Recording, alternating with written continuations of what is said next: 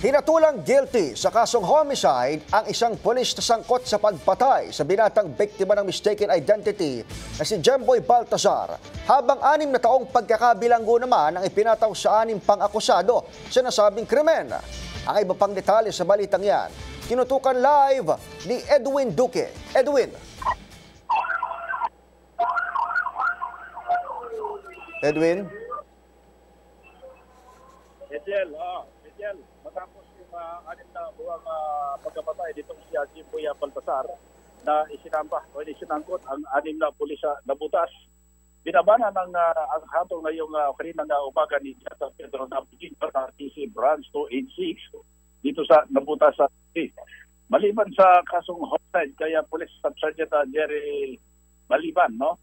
4 hanggang 6 na buwan naman pagkakulong sa 4 na akusado.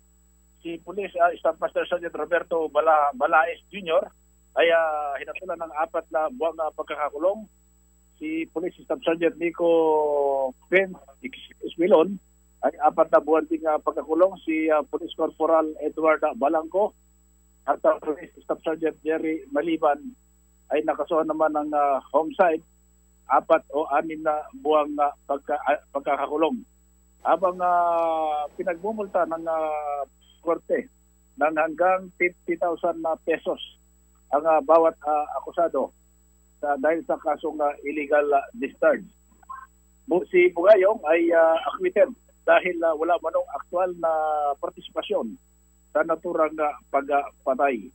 Umahagulhol naman sa iya kanina si Aling Rodalisa Baltazar, ang nanay na napatay na si Jemboy dahil hindi man kontento doon sa hatol ng korte. Pakinggan natin ang kanyang pahayag. Para po wala nang nangyari sa anak ko na para po parang hindi po siya napatay.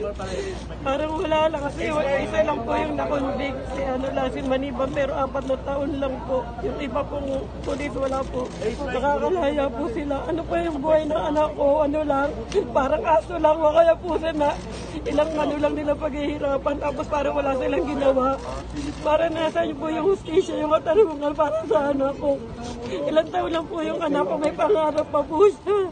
Pero wala na po dahil pinatay po nila na walang dahilan. Wala pong kaalam-alam yung anak ko. Wala pong... MBC Network News.